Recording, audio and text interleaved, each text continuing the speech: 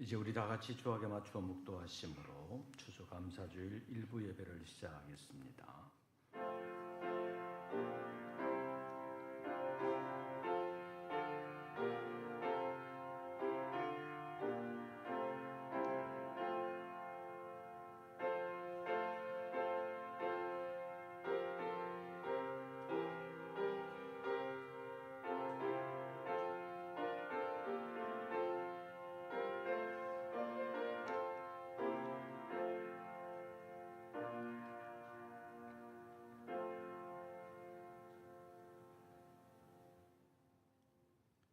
여호와께 감사하라. 그는 선하시며 그 인자하심이 영원함이로다.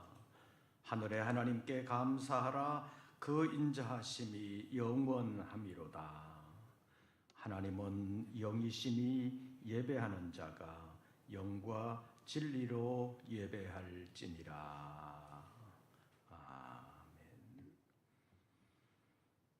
여러 가지 어려운 여건 가운데서 한치 앞에 일도 알지 못하는 우리의 무지함이 있사오나 모든 것을 아시고 모든 것을 주관하시는 하나님께서 저희들을 많은 사람들 가운데서 불러 구원을 이루어 주실 뿐만 아니라 지나간 한 해 동안에도 우리의 삶을 지켜주시고 은혜 베풀어 주신 것을 감사합니다. 이 아침 예배하는 우리 모든 권속들 심령 가운데 주님 임재하시고 역사하여 주시되 늘 주님 모시고 주님의 뜻 안에서 살아갈 수 있도록 강권하여 주시옵소서. 이 아침도 예배하는 우리 모든 권속들의 심령 안에 임재하시고 역사하여 주심으로 예배를 마치고 돌아가 살아가는 모든 삶을 통하여 하나님께 영광되는 삶이 되게 하여 주시옵소서. 주님 기뻐하시는 산 제사로서의 삶을 아름답게 살아드릴 수 있는 우리 모든 권속들 되게 하여 주시옵소서. 오늘의 예배를 통하여 드려지는 우리의 모든 기도와 찬송과 정성을 주님 연락하옵시고 홀로 영광을 받으실 뿐만 아니라 거룩한 주님의 뜻을 이루시옵소서. 우리 주 예수 그리스도의 이름으로 기원하옵나이다. 사도신경 세번역본으로 우리의 신앙을 함께 고백하겠습니다. 나는 전능하신 아버지 하나님 천지의 창조주를 믿습니다. 나는 그의 유일하신 아들 우리 주 예수 그리스도를 믿습니다. 그는 성령으로 잉태되어 동정녀 마리아에게서 나시고 본디오 빌라도에게 고난을 받아 십자가에 못 박혀 죽으시고 장사된 지 사흘 만에 죽은 자 가운데서 다시 살아나셨으며 하늘에 오르시어 전능하신 아버지 하나님 우편에 앉아 계시다가 거기로부터 살아있는 자와 죽은 자를 심판하러 오십니다. 나는 성령을 믿으며 거룩한 공교회와 성도의 교제와 죄를 용서받는 것과 몸의 부활과 영생을 믿습니다. 아멘. 찬송가 37장입니다.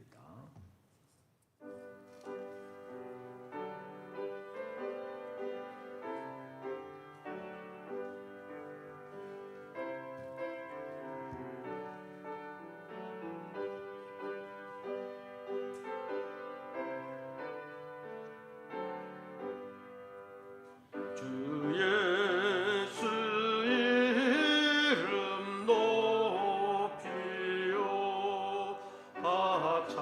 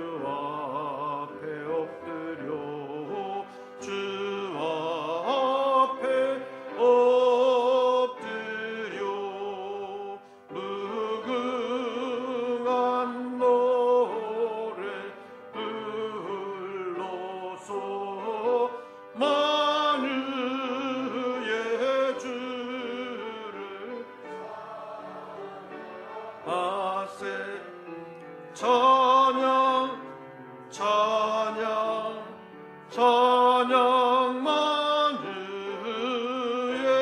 주 찬양 아멘.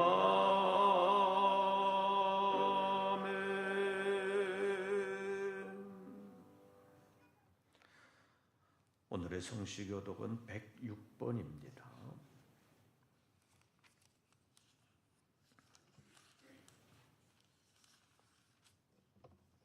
106번 감사절 두 번째 교독문을 함께 교독하시겠습니다. 106번 다 같이 교독하시겠습니다. 할렐루야. 우리 하나님을 찬양하는 일이 선함이요 찬송하는 일이 아름답고 마땅하도다.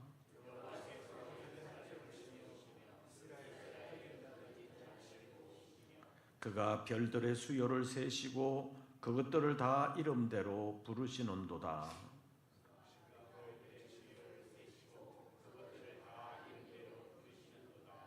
우리 주는 위대하시며 능력이 많으시며 그의 지혜가 무궁하시도다.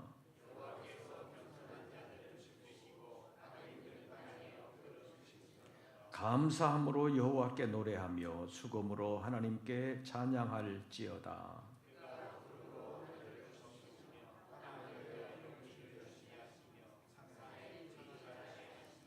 들짐승과 우는 까마귀 새끼에게 먹을 것을 주시는도다.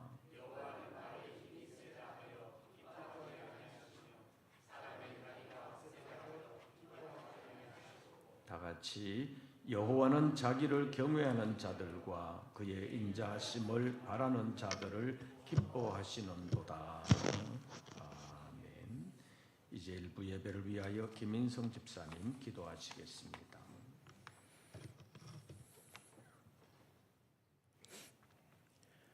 만복의 근원이 되시는 사랑과 은혜의 하나님 아버지, 사계절을 주관하시고 만물을 다스리시는 주님의 신실하신 섭리 가운데 올 한 해도 풍성한 결실의 계절을 허락하시고 추수감사주일로 함께 모여 예배하게 하시니 그 크신 은혜와 감사와 찬양 올려드립니다.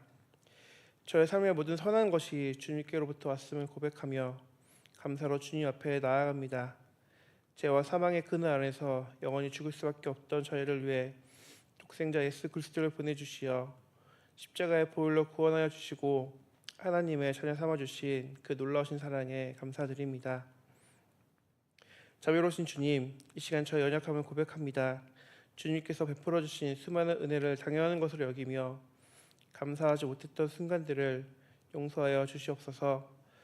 풍성한 수확 앞에서 하나님을 기억하기보다 저의 공로를 자랑하며 교만했던 어리석음을 회개합니다. 더 많은 것을 소홀하려는 욕심에 사로잡혀 우리에게 맡겨주신 것을 나누고 베푸는 일에 인색했던 죄를 용서하여 주시옵소서.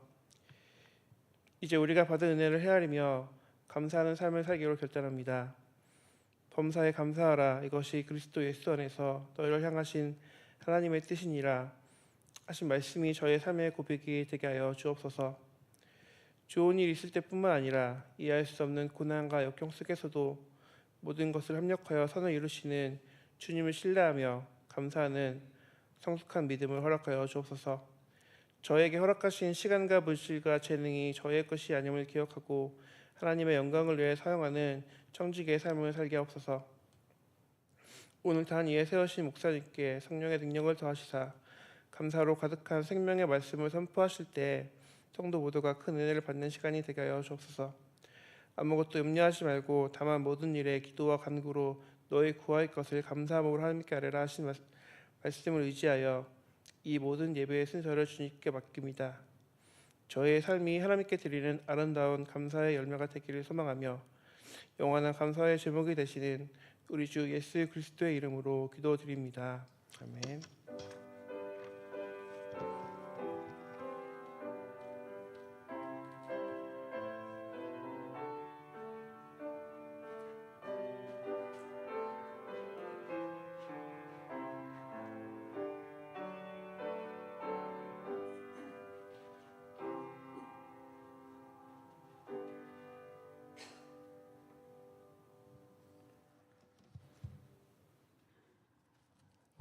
우리에게 주시는 하나님의 말씀을 찾습니다.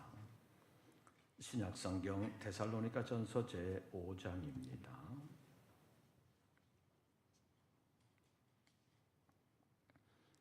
제가 가진 성경으로는 신약성경 332쪽 데살로니가 전서 제5장 16절부터 18절까지의 말씀, 석절 말씀, 우리 다 같이 봉독하시겠습니다. 항상 기뻐하라, 쉬지 말고 기도하라, 범사에 감사하라. 이것이 그리스도 예수 안에서 너희를 향하신 하나님의 뜻이니라. 아멘. 오늘도 주의 이름에 예배하는 우리 모든 권속들에게 우리 주님의 은혜와 평강이 함께 하시기를 축원합니다. 아침에 좀 쌀쌀했어요? 어제 추수감사주일 선물로 드릴 귤을 사러 간다고 해서 모처럼 농수산물 시장에 가는 차에 동행을 했습니다. 가면서 보니까 경수대로의 안양 쪽에 그 가로수들은 단풍이 많이 든 것을 보았습니다. 올해 단풍 구경 갈 시간은 없을 것 같으니까 올 단풍 구경은 이걸로 하는구나 라는 생각을 했습니다. 그런데 가면서 보니까 어떤 나무는 색깔이 정말 이쁘게 단풍이 잘 들었고, 또 어떤 나무는 뭐 단풍이고 뭐고 말할 것도 없이 이파리가 벌써 다 떨어져 버렸고, 어떤 나무는 아직도 새파랗게 그대로 남아있는 것도 보았습니다. 어쩌면 다 같은 기온, 다 같은 기후 조건인데도 불구하고 또 같은 종류의 나무들도 색깔이 변해가는 과정이 다 다르다는 것을 보았습니다. 아까 말씀드린 것처럼 다른 종류의 나무들이라면 가을에 단풍이 드는 것도 색깔이 다른 것은 당연하다고 말할 수 있습니다. 예를 들어서 보면 은행나무는 가을 단풍이 들어도 무슨 색깔로만 변해요? 은행나무는 노란색으로만 변하잖아요. 은행나무는 빨간색으로 변하는 법이 없습니다. 그런데 같은 동네에 같은 종류의 나무인데도 변하는 시기가 다 다른 것을 봅니다. 같은 종류의 나무인 것 같은데도 백산초등학교 후문 쪽에만 해도 목련 종류인데 길 저쪽에 거하고 이쪽에 거하고 같은 종류인데 그 변하는 시기, 떨어지는 시기, 꽃피는 시기 이런 게 다 다른 것을 봅니다. 왜 다를까? 나무가 처한 상황이 다 다르다고 말할 수 있습니다. 나무 각자가 다른데 사람으로 비유한다면 나무마다 나무의 건강 상태가 다 다르기 때문에 기온의 변화에 반응하는 정도가 다 다르다고 말할 수 있습니다. 어제 예보로는 내일은 아침에 영하 1도로 내려간다 이렇게 예보하더니 오늘 예보로는 영하 1도는 아니고 0도로 갈 거다 그렇게 예보하고 있는데, 자 실제로 내일 아침에 0도나 영하 1도나 내려갔다고 쳐보죠. 그래도 일단은 올 들어 제일 추운 날씨잖아요. 그렇게 되면 어떤 사람은 이제는 더위가 완전히 가서 좀 시원해져서 좋다 그런 사람들이 있는가 하면 갑자기 추워져서 못 살겠다 그래가지고 옷을 겹겹이 끼어 입는 사람도 있습니다. 여기 강단에서도 지난 주일까지는 뒤에 선풍기를 틀어야 되나 말아야 되나 고민을 했는데 아마 다음 주일부터는 선풍기를 안 틀어도 될 것 같습니다. 성도 여러분들 가운데도 면역력이 약한 분들은 이 환절기에 건강을 유의하시기를 바랍니다. 이런 일은 다른 사람이 대신해 줄 수가 없습니다. 스스로가 스스로의 체질을 알기 때문에 스스로가 준비하고 스스로가 대비해야 된다고 말할 수 있습니다. 지난 여름에도 우리 같은 예배당 안에서 조금 더 좁게 하면 어떤 한 에어컨 아래에서 누구는 춥다고 난리고 누구는 덥다고 난리고 똑같은 환경인데도 사람마다 다 다르다는 것을 보았습니다. 똑같은 날씨에 사람마다 다른 반응을 보이는 것처럼 식물인 나무도 겨울 같은 가을을 맞이하면서 대응하는 모습이 각각 다르다고 말할 수 있습니다. 그래서 어느 정도 준비가 된 나무들은 평소의 가을처럼 가을 단풍빛을 아름답게 보이다가 떨어져서 겨울을 맞게 되지만 준비가 되지 못한 나무잎은 푸른 상태로 그냥 추위를 만나서 가을 색깔 한번 제대로 내지도 못하고 그 자리에서 얼어붙듯이 떨어지지도 못하고 매달려 있다가 나중에 찬바람 불 때 겨우 시들러 말라 빠진 모습으로 떨어지는 나뭇잎도 있습니다. 이러한 모습들을 보면서 점점 어두운 겨울로 변해가는 이 세상의 영적 모습 속에서 우리의 신앙을 어떻게 준비해야 되나 그런 생각을 하게 되는 것입니다. 사람의 모습도 다 다릅니다. 상황도 다 다릅니다. 우리의 목숨의 길이가 어느 정도 될 것인지 사람마다 다 다릅니다. 주님 오실 때까지 살 수 있는 사람이 있을지 모르겠는데 우리 대부분의 사람들은 주님 오시기 전에 이 세상에서 죽음이라는 모습으로 주님 앞에 서게 될 것입니다. 그래서 죽음이라는 겨울이 오기 전에 나름의 준비를 해야 주님 앞에 부끄러움 없이 설 수 있다고 말할 수 있습니다. 그래서 요즘 우리를 향하신 하나님의 뜻에 대하여 살펴보고 있습니다. 오늘은 보험사에 감사하라는 제목으로 말씀을 상고하려고 합니다. 지지난 주일부터 우리를 향하신 하나님의 뜻이라는 주제를 가지고 살펴보고 있는데 첫째는 항상 어떻게 하라고 그랬어요? 조금 전에도 읽었잖아요. 항상 기뻐하라. 둘째는 쉬지 말고 기도하라. 오늘은 범사에 감사하라. 물론 이 세 가지만이 우리를 향하신 하나님의 뜻은 아닙니다. 굳이 범위를 좁혀서 말한다면 오늘의 본문 범위 내에서 보면 이 세 가지가 우리를 향하신 하나님의 뜻이라는 말입니다. 그래서 우리가 이 세 가지를 순차적으로 살펴보고 있는데 오늘은 범사에 감사하라는 것을 잠깐 살펴보려고 합니다. 범사에 감사하라는 이 명령도 항상 기뻐하라, 쉬지 말고 기도하라는 이 명령들처럼 일반적인 관점에서는 실현 불가능한 명령이라고 볼 수 있습니다. 그러나 제가 지지난주부터 계속 말씀드리는 것이 있죠. 하나님은 우리에게 어떤 것을 요구하지 않으신다?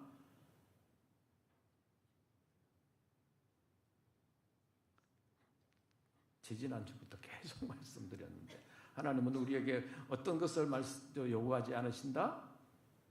불가능한 것을 요구하지 않으신다. 어떤 경우에는 처음에는 불가능한 것처럼 보이는데 하나님의 뜻에 순종하면 하나님이 하나님의 방법으로 가능하게 하시는 경우도 종종은 있습니다. 이스라엘 백성들의 경우로 보면 여호수아의 영도로 가나안 땅으로 들어갈 때 요단강을 건너기 위해서 창이란 요단 강물에 들어서는 일, 불가능한 것처럼 보였습니다. 창이란 요단강을 어떻게 건널 수 있겠습니까? 그런데 들어서니까 내려오던 물이 멈추면서 길이 열렸습니다. 여리고성을 점령할 때도 그냥 매일 한 바퀴씩 돌라고 했습니다. 그리고 7째 날에는 7번 돌고 마지막 7번째 함성을 지르라고 말씀했습니다. 그렇게 한다고 뭐 성이 무너지냐? 그렇게 한다고 어떻게 성을 차지하냐?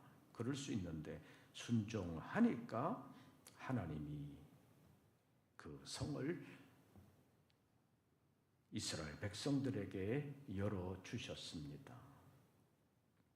일반적인 관점으로 본다면 불가능한 일이었지만 순종하니까 하나님이 길을 열어주신 것입니다.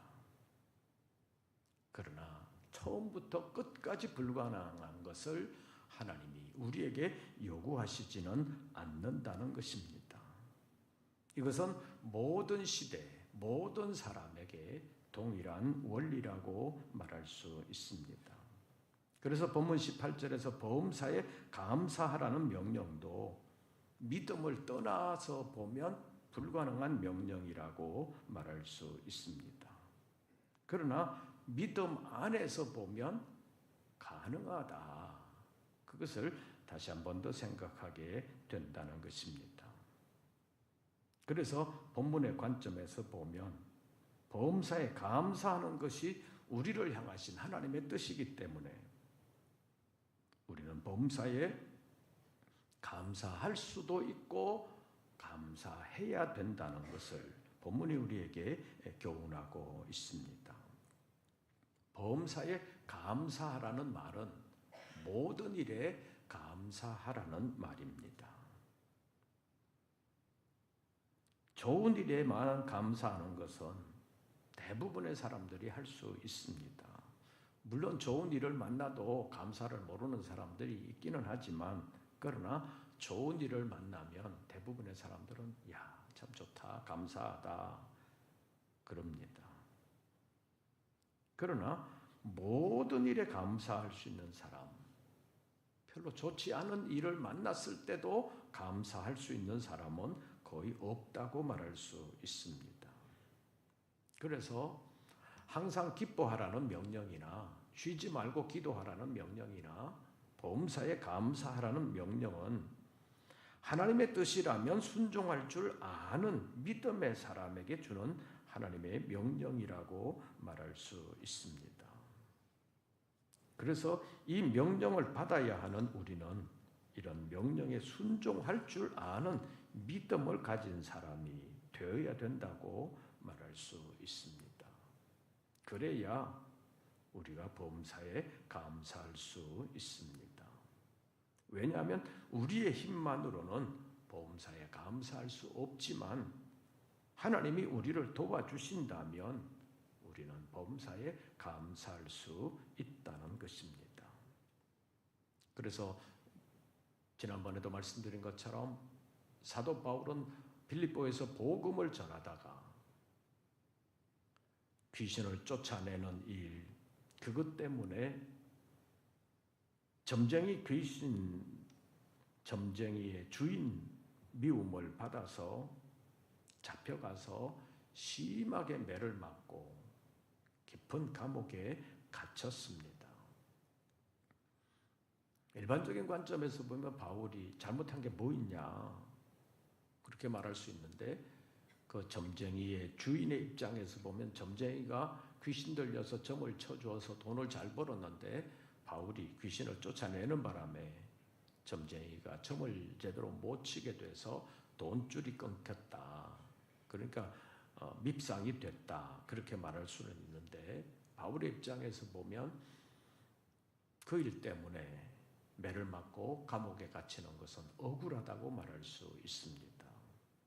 그런데 바울은 그 감옥에 갇혀 있으면서도 하나님께 기도하고 하나님을 찬송할 수 있었던 것을 볼 수 있습니다.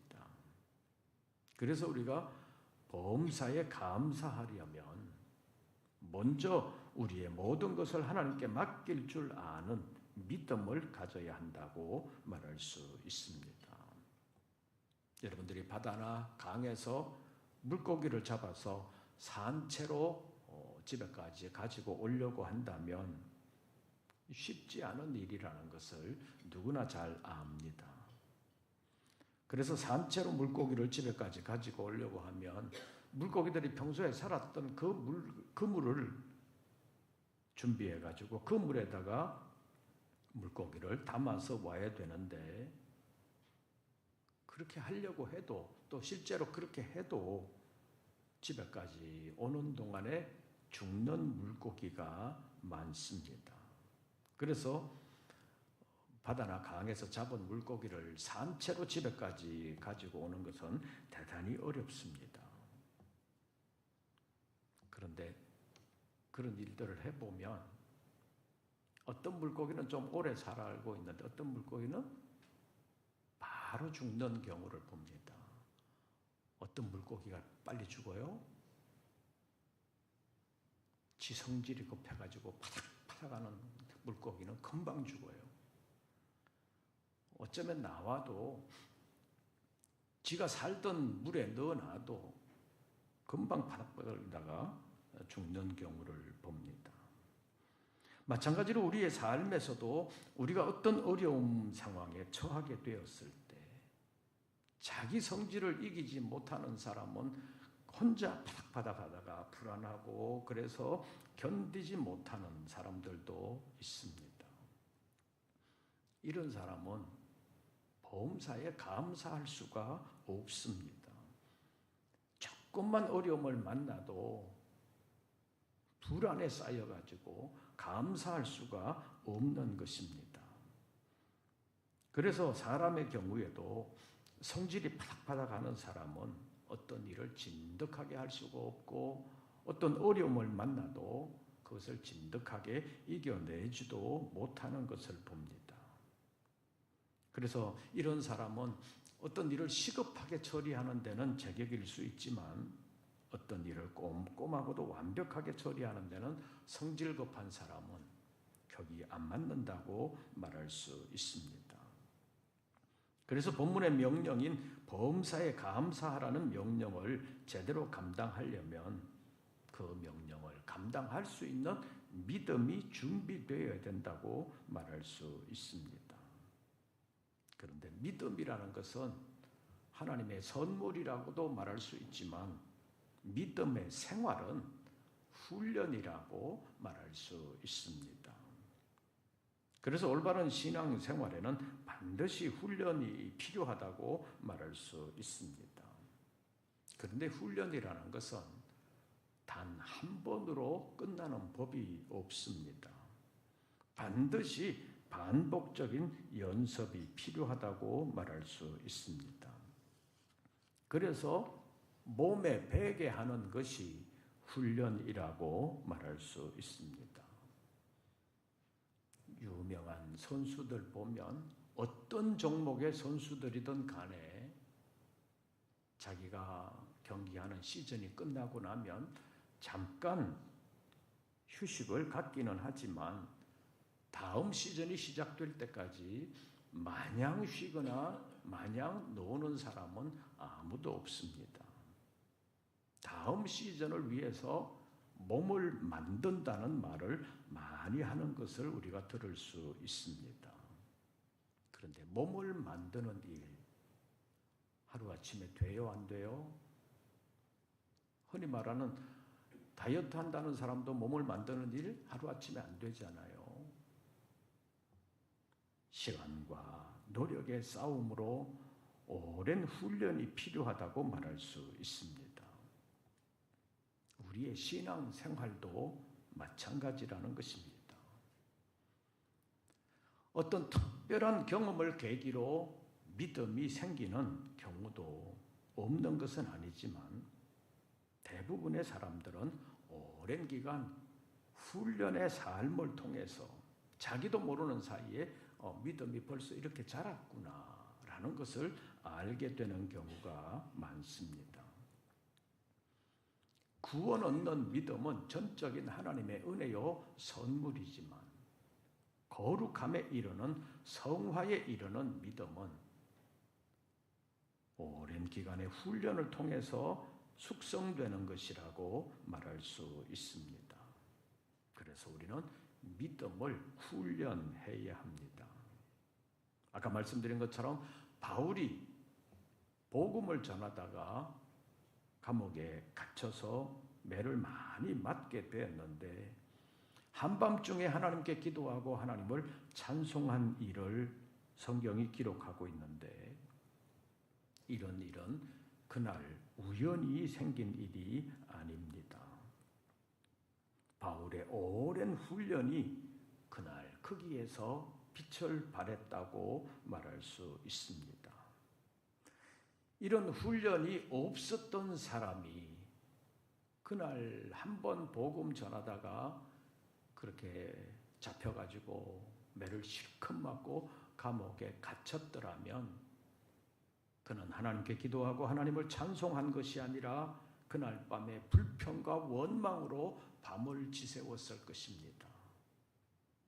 그러나 바울은 그렇게 실컷 맞고 발에 착고가 차인 상태로 감옥에 갇혔어도 하나님께 기도하고 하나님을 찬송했다는 것을 볼 수가 있습니다.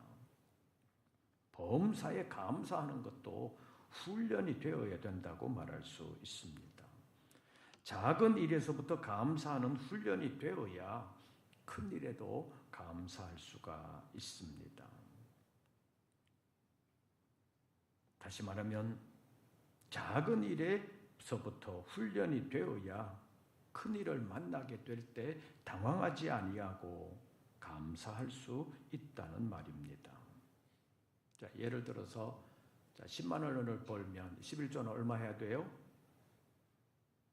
10만 원 벌면 11조라니까 11조니까 10,000원을 해야 되잖아요. 할 수 있어요?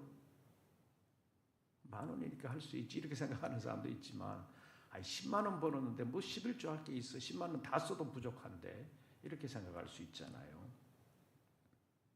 그러니까 11조는 좀 더 많이 벌어서 풍족하게 쓸 수 있을 때나 하지 지금은 못한다 이렇게 생각할 수 있는데 이런 사람은 평생 가도 못해요. 왜냐하면 얼마를 벌든지 간에 풍족하다는 마음이 들 때가 거의 없습니다. 왜냐하면 이런 사람은 많이 벌면 액수가 많아지기 때문에 아까워서도 못해요. 또 쓸 수 있는 데가 더 많아진다고 볼 수 있습니다. 많이 버는 사람은 쓸 때도 많습니다. 그래서 작은 일에서부터 훈련이 되어야 큰 일도 감당하게 된다는 사실을 우리가 알아야 합니다. 저는 개인적으로 우리 교회에서 11조 한 1억 정도 할 수 있는 사람이 생기면 좋겠다. 그런 생각을 가지고 있습니다. 그런데 11조 1억을 하려면 얼마를 벌어야 돼요? 10억을 벌어야 돼요. 10억을 벌면 아이고 뭐 이렇게 해도 9억이나 남는데 뭐 이렇게 생각할 수도 있잖아요. 그런데 실제로 그렇게 되면 그런 마음이 드는 게 아니라 1억을 어떻게 해? 그런 마음이 생기는 것입니다. 그러니까 못하게 되는 거예요. 왜냐하면 10억 정도 번 사람이 되면 하는 일도 많잖아요. 여러 가지 일들을 여러 가지 과정을 거쳐서 많은 사람들과 함께 하는 경우가 대부분이잖아요. 그러니까 1억 11조 못하게 되는 것입니다. 작은 일에서부터 훈련이 되어야 모든 신앙생활을 언제나 할 수 있다는 것입니다. 그리고 그런 훈련을 통해서 믿음이 다져져야 하나님의 보장을 받는다고 말할 수 있습니다. 그래서 전에도 말씀드린 것처럼 그 로또나 복권에 당첨된 사람들 보면 다 감사하고 다 잘 사는 게 아니잖아요. 대부분 그것 때문에 처음에는 잠수했다가 그 다음에는 그것 때문에 분란이 일어나가지고 여러 가지 어려움을 겪는 것을 많이 볼 수가 있습니다. 믿음으로 훈련된 사람의 경우를 보면 쫄딱 망하는 일이 생겨도 그걸로 끝이 아니라 거기에서 다시 일어나는 것을 많이 볼 수 있습니다. 그러나 이런 훈련이 없는 사람은 한번 망하게 되면 완전히 폐인이 되는 사람들도 많이 있습니다. 지난 IMF 시대나 코로나 시대를 겪어오면서 많은 사람들의 경우를 보면 믿음으로 훈련된 사람들은 반드시 다시 일어납니다. 그러나 훈련되지 않은 사람들은 그렇지 않습니다. 자기 머리만 믿고 큰 소리 치던 사람들 가운데 실패한 사람들이 정말 많습니다. 자기 상황만 믿고 큰 소리 치던 사람들 가운데 큰 코 다친 사람들도 많습니다. 하나님을 의지해야 합니다. 그리고 자기를 믿지 말고 하나님을 믿어야 합니다. 일반 사회에서는 스스로 자신을 믿어라 그런 말을 많이 합니다. 그리고 경기하는 선수들 보면 출전하기 전에 나는 할 수 있다, 나는 할 수 있다 최면을 거는 것처럼 그런 말을 하는 경우가 많이 있는 것을 봅니다. 그러나 이런 것을 신앙적으로 볼 때는 자기를 의지하는 것보다 하나님을 의지하는 것이 먼저라고 말할 수 있습니다. 신앙에서는 순서가 대단히 중요하다고 말할 수 있습니다. 마태복음 6장 33절 말씀을 보면 그런즉 너희는 먼저 그의 나라와 그의 의를 구하라. 그리하면 이 모든 것을 너희에게 더하시리라. 여기에 먼저라는 말씀에 유의해야 합니다. 먼저라는 말은 순서에서 먼저라는 말입니다. 그래서 어떤 경우에도 자기가 하나님보다 앞서지 아니하고 하나님을 먼저 생각하고 하나님의 뜻을 먼저 헤아리면서 하나님의 뜻을 이루어 드리려고 하는 자세가 중요하다고 말할 수 있습니다. 그래서 보험사에 감사하는 것도 먼저 감사하고 다음을 도모하는 사람에게나 가능한 일이라고 말할 수 있습니다. 그러나 먼저 자기 생각부터 도모하는 사람에게는 보험사에 감사하라는 이 명령을 이루어 드릴 수가 없습니다. 불가능한 명령이라고 말할 수 있습니다. 왜냐하면 이런 사람에게는 우리를 향하신 하나님의 뜻보다는 자기를 향한 자기의 뜻이 먼저이기 때문입니다. 오늘 제목을 한번 따라해 보시지요. 범사에 감사하라. 왜 감사해야 돼요? 이것이 우리를 향하신 하나님의 뜻이라고 말씀하고 있습니다. 그래서 그것이 하나님의 말씀인 줄 알고 먼저 순종하는 사람에게 정말 감사할 수 있는 여러 가지 여건을 만들어 주시는 것을 볼 수 있습니다. 그러나 하나님의 뜻보다 자기 뜻을 먼저 내세우는 사람은 네가 알아서 해봐라. 그리고 버려둘 때도 많이 있다는 것입니다.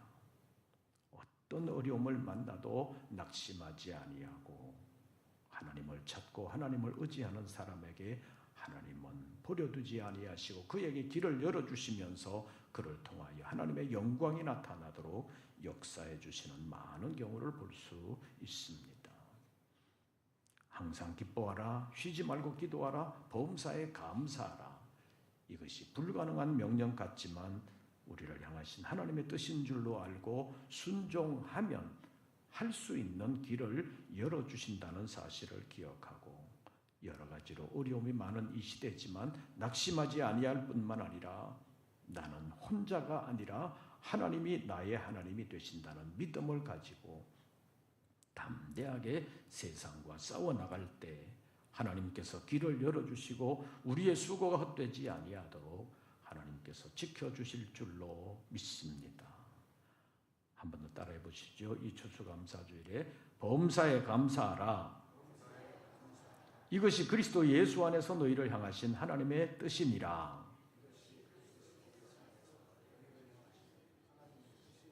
본문 16절, 17절, 18절 석절 말씀 다시 한 번 더 봉독합니다. 항상 기뻐하라, 쉬지 말고 기도하라, 범사에 감사하라.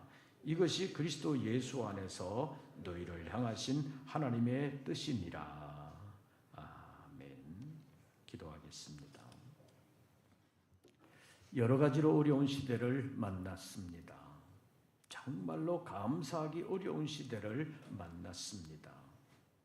하나님, 우리의 마음속에 임재하시고 먼저 하나님을 향하여 마음문이 열리게 하시고 하나님께 우리의 삶을 온전히 맡길 수 있는 저희들 되게 하여 주시옵소서.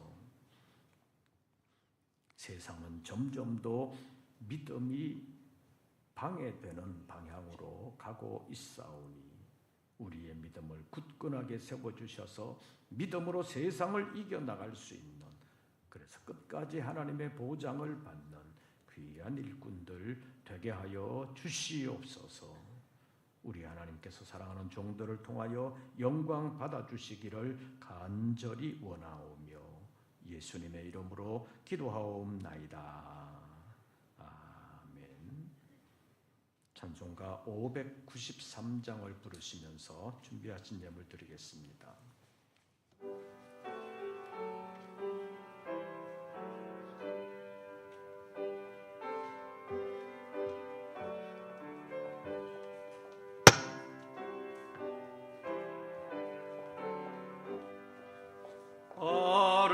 아름다운 하늘과 묘한 세상 주시고 많은 사랑 베풀어 우리 길러 주시니 우리 주님 예수께 감사 찬송합니다.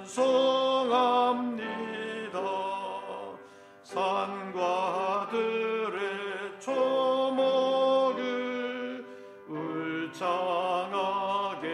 하시고 달과 별의 광채를 밤에 보여 주시니 우리 주님 예수께 감사 찬송합니다. 눈과 귀를 밝히사 아파고 신기하게 움직여 묘한 조화 이루니 우리 주님 예수께 감사 찬송합니다. 부모 자녀 애정과 형제 자매 우애와 친구들의 사랑을 나누도록 하시니 우리 주님 예수께 감사 찬송합니다. 거룩한 손 가지고 봉사하는 교회가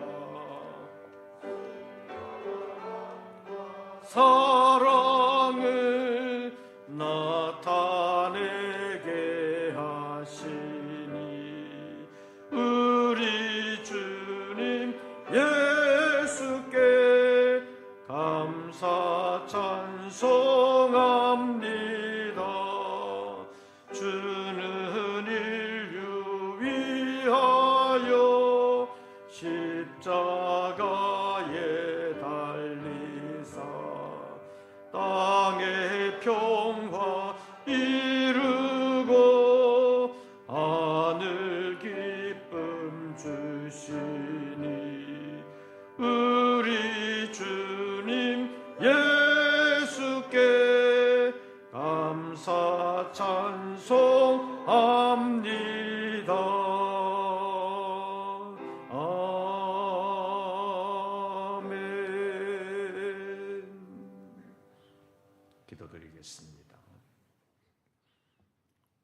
저희들을 주님의 전으로 불러 지금까지 살아온 것이 내 노력과 내 머리로만 산 것이 아니라 하나님의 은혜가 있었음을 다시 한 번 더 생각하게 하시고, 모든 것이 주님의 은혜일 뿐만 아니라 많은 사람들 가운데서 우리를 불러 구원을 이루어 주심으로 하나님의 나라를 유업으로 얻게 된 것은 돈으로도 권력으로도 어떤 명예로도 이룰 수 없는 것인데도 불구하고 우리에게 그 나라를 유업으로 얻게 하시는 하나님의 은혜가 있음을 기억하고 감사할 수 있는 저희들 되게 하여 주시옵소서.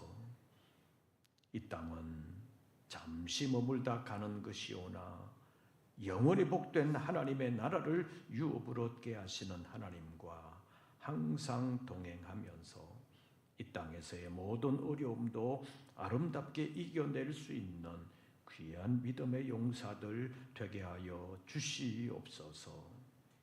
여러 가지로 정치, 경제적으로 혼란스럽고 어려움이 많습니다. 견딜 수 있는 믿음과 이겨낼 수 있는 믿음의 담력, 능력을 허락하여 주시옵소서. 이 시간 주님 앞에 예배하며 11조와 감사 예물, 선거의 예물, 특별히 추수 감사 예물을 주님 앞에 올립니다. 어려움이 없는 것이 아니지만 어려움 가운데서도 주님과 함께 하기를 원하는 우리 모든 권속들을 통하여 하나님 믿음의 승리를 이루어 주시옵소서.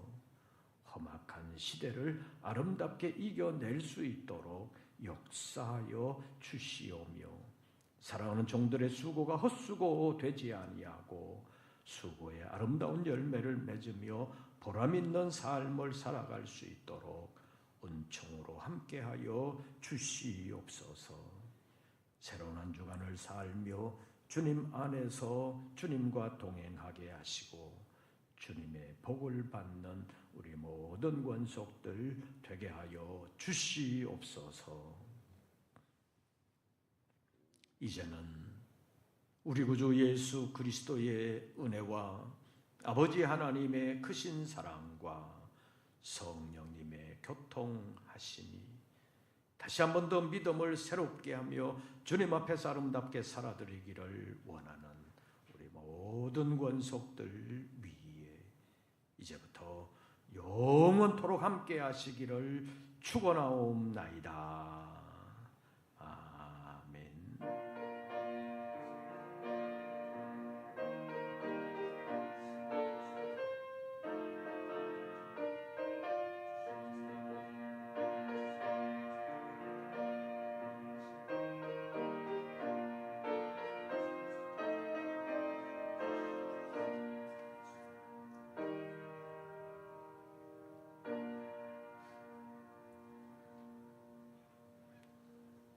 광고 말씀드리겠습니다. 오늘 추수감사주일인데 한 해 동안 베풀어 주신 주님의 은혜를 다시 한 번 더 생각하고 감사하는 계기가 되시기를 바랍니다. 2부 예배 때는 영국 새로운 교회 권순신 목사님께서 삼형제성의 보고와 함께 설교해 주시겠습니다.